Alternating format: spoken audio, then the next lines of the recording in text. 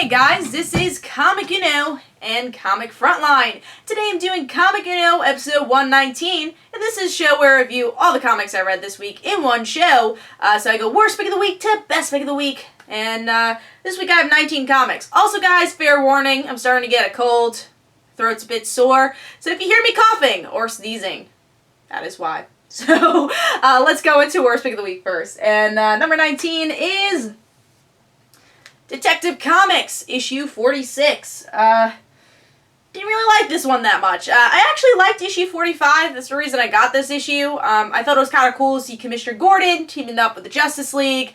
Here, I was just really bored with it. It was them trying to, like, lift up a skull, trying to get these weird creatures, and trying to work as a team to figure out the mystery, and using Commissioner Gordon's or / Batman's detective skills. That's how they do it.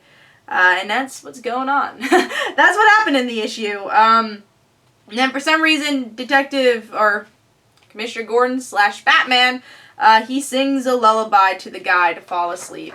Oh, so cute. Yeah, I wasn't really feeling this one. The artwork's a bit on the cartoony side. Not bad artwork, but I was just super bored with the story. Just didn't really care. Felt like one of those stories, like filler story of whatever they're going to do next, which is the Robin Wars, so I'm sure it was a filler story. But, you know, the reason I got it is because, like, oh, they're actually using the current Batman in a story. They really haven't done that, even in the real Batman series. It's like they're still using Bruce Wayne, even though he's not Batman, as of right now. But yeah, 1.5 stars. I was pretty bored with it. It's number 19. Moving on to number 18, another really boring series, which is Unfollow, issue 1. And this is a new Vertigo book, which I was actually really looking forward to, because I like good commentary on social media and how media influences us. But, you know, what happens in this issue, you see all these different people from different forms of life, see how many followers they have, and they become part of, like, the 140-something, and they get money, and that's what's going on. That's kind of the whole story. Didn't really like the artwork. There's a lot of lines. Didn't really quite like that much. I'm going to show you that. Here is a good example. Just, I felt like it could have had a lot more detail in the book, and I just wasn't really feeling the story. I didn't really feel interested in any of the characters, and yeah. You have to catch your attention, especially with these type of indie titles. So Unfollow issue 1 gets 1.5 stars. Moving on to number 17, which is Green Arrow, issue 46. Still don't really like this series. You might be asking, Kat, why are you still getting this series then? I'm a huge Green Arrow fan, and I don't want to drop it. I would feel bad. So I'm dealing with it. But, you know, a lot of people have been saying, and I totally agree with this, I know Jay said this on Comic Frontline, Frontline Live, that this would be a really good indie series. And I agree. Oh, I wouldn't agree it would be a really good indie series, but at least the story would make a bit more sense. This just does not fit Green Arrow. It's like these like prophecies. It's weird. It's very weird. You have a lot of bugs going on, because I guess you have this tarantula woman teaming up with Oliver, and we find out that she has a cousin that was kidnapped, and that's pretty much the issue. I do like the artwork, though. I guess that's something I enjoy. For indie title, though. I don't really love it for Green Arrow, especially his long hair, slicked back. Don't think it looks great. But it's not bad artwork for, I guess, a different title. Yeah, just the one part I did like about this issue, though, is that the tarantula, the woman, his partner, puts on some music in the car and ends up being Black Canary, and then Oliver's just like, turn it off. She's like, why? I like this song. Just turn it off. Which is also a little weird, because they've never met in the New 52 yet, so it's like they don't have a relationship, but I think it was more of a reference that they did have a relationship previously in the pre-New 52. Overall, I was kind of bored with this issue. I keep saying that word, but I was. Just not really feeling this story. It's still going on in the next issue. I just don't think it fits Oliver. It doesn't feel like Oliver Queen. It just feels like, you know, a guy named Joe doing all this stuff that knows archery. So that's how it feels. It's not entertaining for me. So Green Arrow issue 46 gets 2 stars. Alright, so now we're on number 16, which is a new title called Citizen Jack, issue 1 from Image Comics. like I said, it's a new title, and I picked it up because I like politics in comics. I think it's interesting commentary. Love Prez. I think that's a great book. Trying to think of other political books I read right now. Pretty much only Prez, but I probably read other ones, and I'm not thinking about it. But I wanted to pick it up because I like Sam Humphries as a writer. I really liked his Star-Lord run. I liked his Kitty Pryde and Star-Lord miniseries. And I don't have the artwork with me, but I didn't love the artwork. It's very thin-lined. Also has a lot of lines on the face, and I'm not usually a big fan of that style of artwork. And it's just about this guy who's failing at life, and he runs for president, and he's failing at that too, but then he makes a deal with the devil, and it seems like he might win to become president, which is just showing how crazy politics has become. But yeah, it just wasn't my thing. I didn't really feel attached to the character. I think it's an interesting concept, but not really enough for me to get the next issue. So I gave it 2.5 stars. Alright, so now we're moving on to number 15, which is Survivors Club, issue 2. Now, issue 1 was a lot higher. I remember it was in my top 5 the last time it came out, because I really liked how haunting it was. And you introduced the characters pretty well in that issue. Here, I felt like it was a bit more scattered. Some characters are dealing with this video game thing, and then you have this blonde character dealing with her crazy stuff, that she has like a twin sister who has no head and who is destroyed, and she's like a puppet, so she's got her problems going on. But yeah, that's what the story's going on. You see how these people met, they've dealt with some crazy stuff, and now they're part of the Survivors Club. But I just don't really care about the main story. And I remember that was a problem in the first issue. I'm like, I care about these characters, but I really don't care about the story. And it really took a damper from this issue. But the artwork is really beautiful. I think I'm gonna give issue 3 another try, but if I'm not enjoying that one, I'll probably drop Survivors Club, which is a disappointment, because again, it has that like creepy type factor. Survivors Club issue 2 gets 3 stars. That's number 15. Moving on to number 14, which is Deadpool issue 1. You know, I tried this because I've been hearing good stuff about Dugan's run on Deadpool. I wanted to try it out. I picked up Deadpool a couple of times during Dugan's run, but I felt like, oh man, I just picked it up in the wrong time. And I really liked his Hawkeye vs. Deadpool miniseries, and I like his writing overall, but I wasn't really feeling this issue. It's about how Deadpool's now like really popular. He's like this celebrity. He has other Deadpools doing stuff for him, and he wants to name Heroes for Hire, and Luke Cage got really upset about it. I will say the artwork is really well done. I really like the artwork for the story. But I just didn't really care for the actual story. I didn't really care about the actual plot. I kind of expected more just to be, you know, the actual Deadpool, and we didn't really get that here. So I might get issue 2 to see how it goes, but this one didn't really grab me. So Deadpool issue 1 gets 3 stars. Alright, so now we are moving on. I think we're up to number 13. We are up to number 13, which is Justice League, the Darkseid War, Superman issue 1. Yeah, this is one of the weaker tie-ins for the Darkseid War. Batman made my top 5 last week. I was really impressed with it. So I wasn't actually going to pick this issue up originally, but like I said, Batman really impressed me. So I got both Flash and the Superman title. But Superman, I feel like we've seen this story a billion times. It's Superman having a lot of power. He just doesn't believe in humanity anymore, and he just cares about his apple pies. I think it was apple pies. It was some sort of pie. And in the end, he realizes that, or at least he tries to realize that, you know, humans are important and life's important, but he's still a god, so what does he really believe? What I did like about the ending of the issue, though, is that Perry White, he just pretty much says, yeah, now Superman's doing good, we have hope in him. And Jimmy's like, are you sure? This doesn't really seem like the same Superman, but it's just people wanting to have hope even though it's not there. So I like the ending of that. That I felt was really original, but everything else I've seen. You know, how many times have we seen Superman go evil? So it's been told before. With the Batman story, I felt like, you know, Batman being a god hasn't been told before. Flash being a god hasn't really been told before. But Superman being a god has been told many times. So, I didn't really care for that. And artwork's pretty good. I like that. Pretty solid artwork. It's not a bad story. It's just a $3.99 book, and there's a lot of books that come out, so I don't know if this is necessary to pick up, like the, you know, Batman. It may flash when we get up to that. Alright, so that is number 13.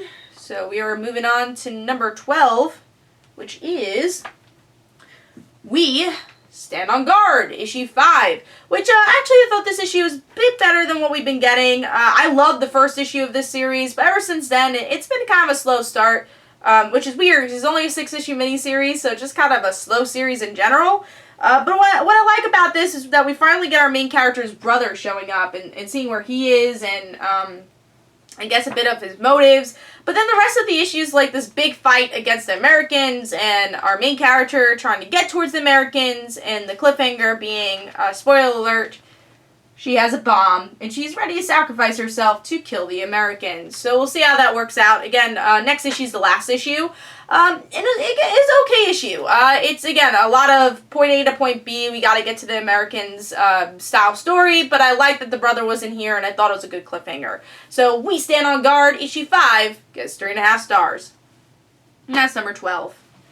And let's move on. Sorry, one of my books was crumbled. Or, not crumbled, it was just leaning weird. So, moving on to, I think we're up to number 11. I think so. Let's see. We are up to number 11, which is The Extraordinary X-Men, issue 1. And I'll say I like the roster for this book. Just to name the roster, it's Iceman, Storm, Colossus, Illyana, Jean Grey, Old Man Logan, and Nightcrawler. And that's mostly the issue, is just recruiting people and understanding where the X-Men are at now. They're still being hated, which kind of annoys me because in Uncanny X-Men issue 600, it seemed like they're going a new direction. They didn't quite go that route.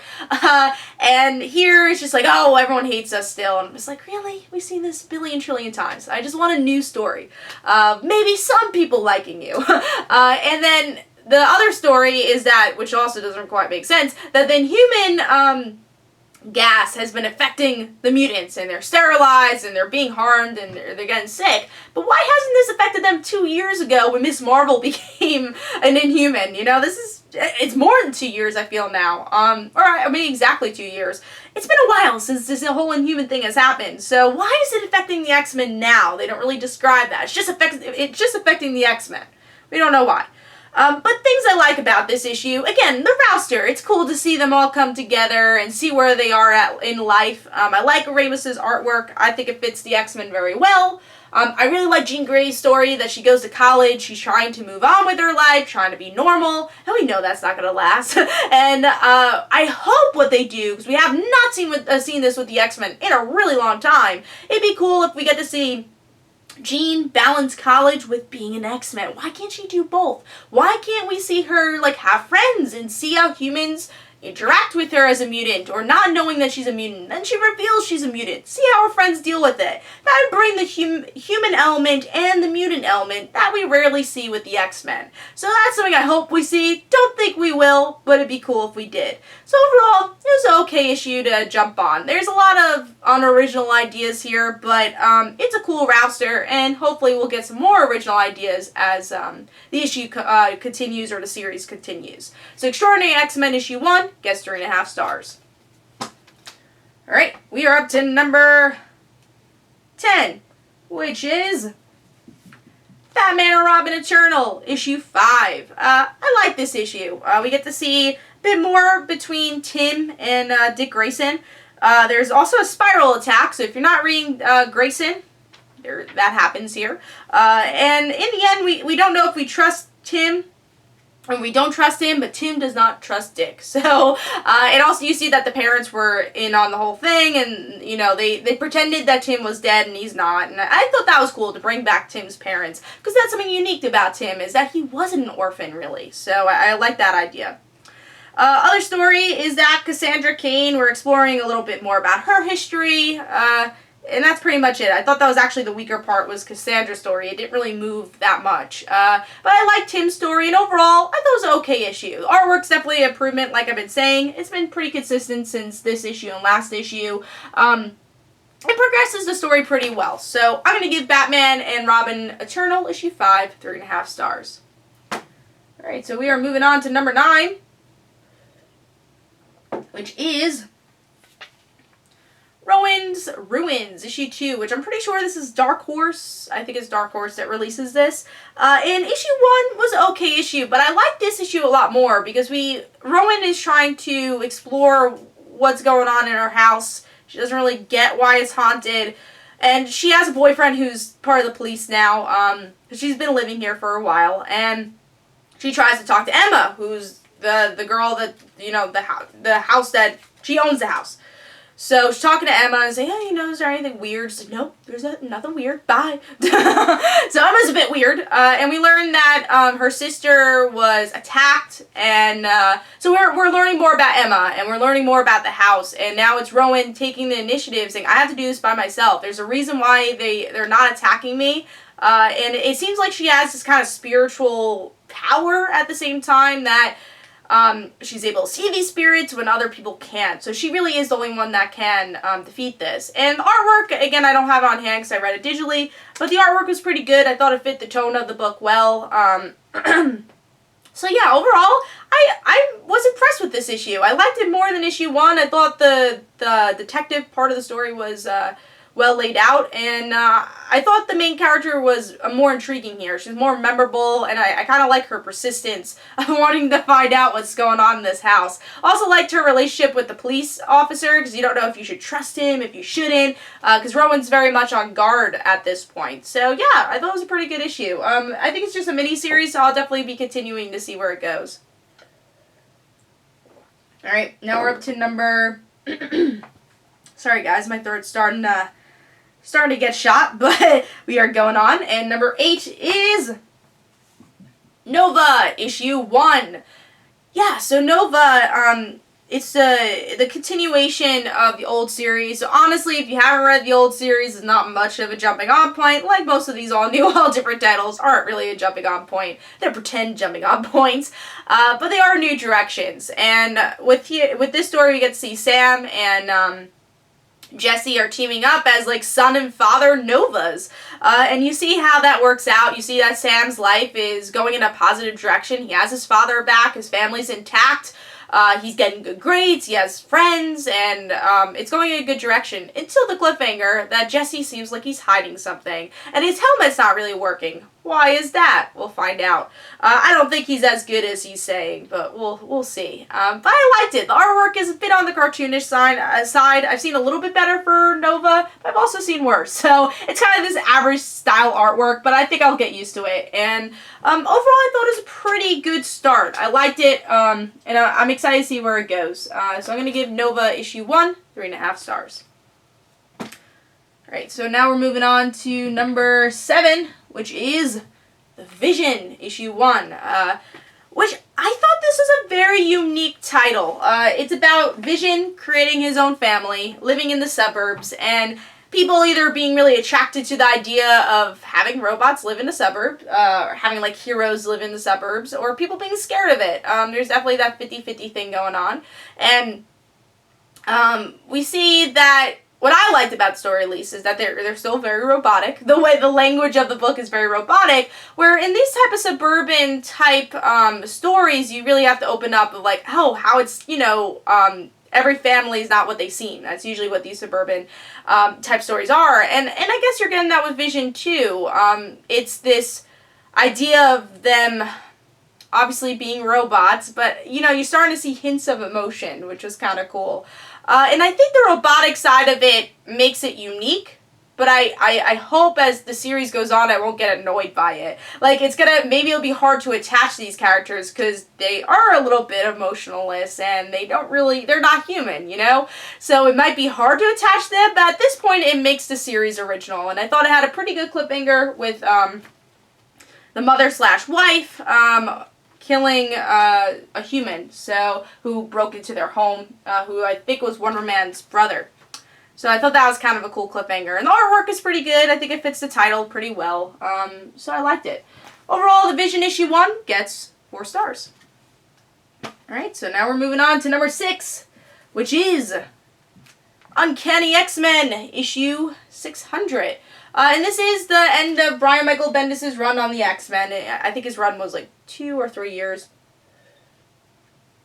And it really ties up loose ends. So we get, finally Beast being confronted with all the stuff. Really, he was the one who set in motion Bendis' run, which the start of Bendis' run was that the First Class X-Men are now in the present.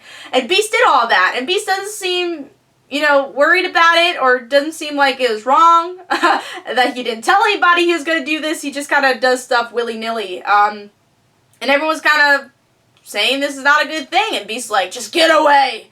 I want to be alone, and I think Beast is very much in denial, and we see that here, and that weaves throughout the story. There are different chapters here, though. First chapter is that Kitty, Ileana, and Colossus kind of make up in general. They've had a lot of hardships in their friendship. Colossus is okay with Kitty being married or getting married, and Ileana's okay with her brother. So all three of them, they kind of make up. Other story we get to see, which was my problem with Extraordinary X-Men, is that Cyclops pretty much says, oh, please forgive me, for the 10 millionth time. He says, in the end, he unites the X-Men, and he says, we're here. We're not doing anything. Let's, show humans that we're not enemies. And so he's asking people to forgive him. And that's the end. You think, oh, cool, it's going in this positive direction. Then Extraordinary X-Men is like, oh, that thing that Cyclops did, we're still upset about it. I'm like, how many times does this guy have to say sorry? And how many times are you going to forgive him and then not forgive him? It's just really annoying and how inconsistent that is. That brought down Extraordinary X-Men a bit because this came out in the same week. The other story is the bigger story of the book, or, the one, well, actually, there's two more stories. One that's going to connect to All New X-Men, and also connected to Extraordinary X-Men, is that Jean wants to quit the X-Men. Everyone kind of takes a break, and, again, I talked about that in Extraordinary X-Men, where she goes with that. And then the big story is that they finally encounter the Iceman being gay story. I actually thought this was better handled than the last story. Because in the last story, at least in interviews, maybe it was misquoting, I don't know. But in interviews, they said, yes, the young Iceman is gay, and the older Iceman isn't. And I'm like, that's really inconsistent, because they're the same person. And that goes against everything. You can't, change being gay or not. So it's just like, that's weird. So finally they kind of fix it here, and they have the discussion that Bobby was gay the whole time. The older Bobby. I'm like, alright, that makes sense. He was hiding it the whole time. I think that story makes a lot more sense than what they were presenting in the last issue. So I'm really glad that they tied that up, and I thought that was really well handled, and we'll see where it goes. I don't know how other writers are going to handle it, and hopefully they handle it well. And I thought they tied it up very well here.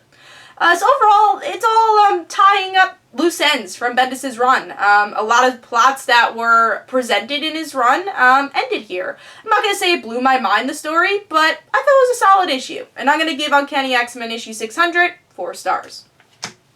Alright, so now we're on to our top 5, which is number 5. The Amazing Spider-Man issue 3. This made my top 5. I wasn't impressed with issue 1 or 2. I felt like there was something missing, and I kind of finally got what I wanted with this issue. We still have, obviously, the Parker Industries stuff. We have this weird Zodiac story going on. That was interesting. But most of the issue is about Johnny and Peter's friendship, and Peter buying the Baxter building, and Johnny getting really upset about it. He's being a hothead about it. Pun intended. And we see that Peter actually bought it for the Fantastic Four. When they're ready, they'd be able to buy it back. Other people were looking for it, and obviously it'd be a lot harder for them to buy it back then. And Peter's like, when you're ready, you'll get it. And then we have this beautiful statue for you. So I love that moment, and it shows that that's Spidey's best friend. And then another character that was reintroduced here was Harry, and that was great. We haven't seen Harry in a really long time, and you see him get multiple second chances. But this book is a lot about second chances, and really great to see Harry again. He's one of the oldest supporting characters for Spider-Man, so I enjoyed it. I liked seeing the two different friendship aspects, and it was finally, getting the supporting characters I like from Spider-Man, and still feeling that, like, this is Peter Parker. I've always felt that way with all three issues, that Peter is doing this industry thing in a Parker way. But at least now we're finally getting those supporting characters I really enjoy, which is also another aspect I've always enjoyed about Amazing Spider-Man is his supporting cast. So Amazing Spider-Man issue 3 gets 4 stars. Moving on to number 4, which is Grimm Fairy Tales, issue 116. I read it digitally, so I don't have it with me, but this is a really good issue. We get to see that one of our new characters is trying to revive Haley. Didn't really quite work out yet. And spoiler alert, some characters die here. One character being the Phoenix. And I was really surprised by that. I was like, whoa, I didn't expect that to happen. So yeah, I don't know if she'll be rebirthed or not. It doesn't really say, but it was cool because you kind of felt for her here because she's forgotten a lot of stuff, and then she sees her husband, and the husband's like ready in open arms to accept her and like whatever she's ready, and then she dies. I'm just like, I hope she's not permanently dead. And yeah, you get to explore a little bit more of this, you know, our main team, seeing the cast members interact with each other more, learning about them. So yeah, this is a very solid issue. Really like Grimm Fairy Tales. If you're not reading this series, Pat Chan's doing such a great job with it. It really is a series I look forward to every month to read. So that is number 4. Moving on to number 3, which is the Darkseid War. Flash issue 1. So yeah, this is obviously a better Darkseid War tie-in than Superman. Superman I just felt like we've seen before, and with Flash, you know, I have not read a good Flash story in a really long time. Because I really just don't like Vendetti's run. I actually dropped it recently because I don't like it. It's not my thing. So with that, I haven't read a good Flash story since I guess Bucciolato's run, really, and Malipool's run. But here, what I liked about it is that it's a different story, obviously. It's a standalone story. I don't think you really have to read the Darkseid Wars to understand it. Kind of like Batman's story. Superman, I mean, you could do the same thing. You could read it, you don't have to read Darkseid Wars, but again, it's something we've seen before.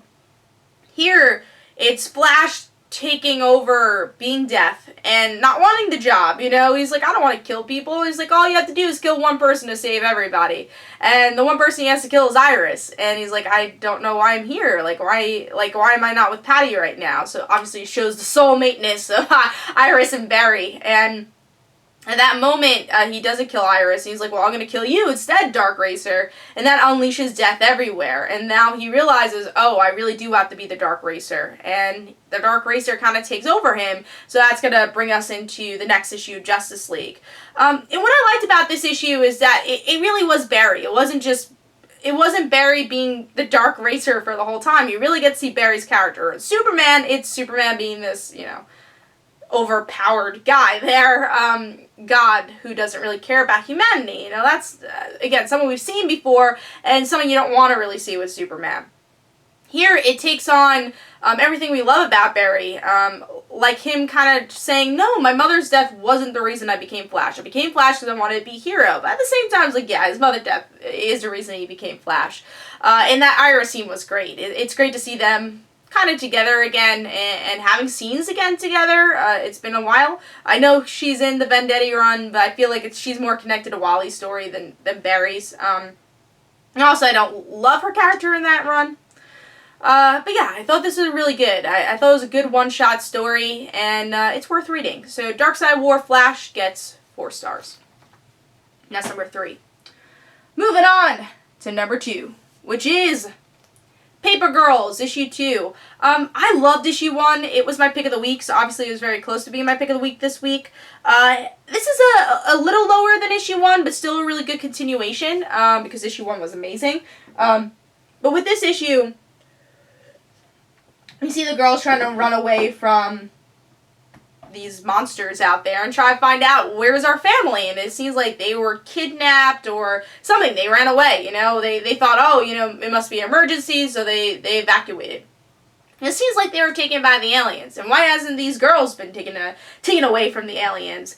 And in the end, they kind of bring it into this kind of religious factor where we see Mac's stepmom. She's drunk, and she says that the reason I wasn't taken is because I'm not good enough. And there's some intense scene here. Here's a cliffhanger, so spoiler alert.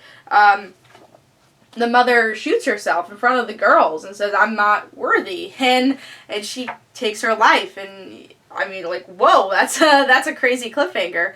And yeah, the artwork is just amazing for this book, and the twists and turns are really good because you really don't know what this is all about. Is it a religious story? Because you have that Adam and Eve story in the first issue. Is it, you know, a time travel story? Is it a world War of the World story? Like, what is this? It's kind of interesting to see what type of story this is in general and learn more about the characters. I really liked I don't remember her name, but the long-haired girl who has the hockey stick, or field hockey stick. I like that she goes to our main character's house. And she's like, "You give away big Hershey bars for Halloween?" And she's like, "Yeah, we want the neighbors to like us." And then she starts eating the Hershey bar. I thought that was a cool scene. But yeah, Paper Girls is there to impress. I love the mystery. I love that we don't know much about the series. And great cliffhangers, great artwork. So Paper Girls issue 2 gets 4 stars. And I can't wait to see where that goes. Alright, so number 1 is Invincible Iron Man issue 3 we're up to now.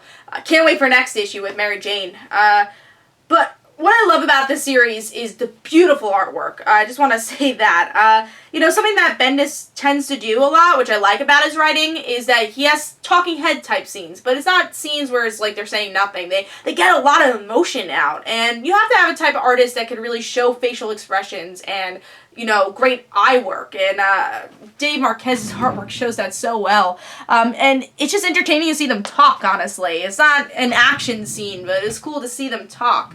In this issue, we get to see that Madame Mask has escaped. Tony wants to talk to his girlfriend, kind of, about this. And it seems like their relationship is going well. And by the end, Tony's asking for Doctor Strange's help to see what Madame Mask is up to, and Madame Mask ends up tricking Tony in the end of the issue. So yeah, what I liked about this issue is that it's a good combination of everything. It has good comedy with Doctor Strange and Tony just wanting a high five. Has good emotion between him and his girlfriend, and had good action for the ending and the beginning of the Madame Mask fight. So it had everything you want in an Iron Man book. So I'm really enjoying this book. I gave this 4.5 stars. It's my pick of the week. I had a lot of fun with it.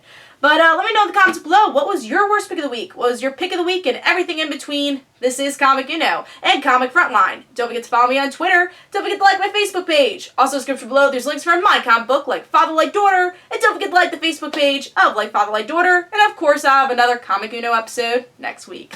I'll see you guys later.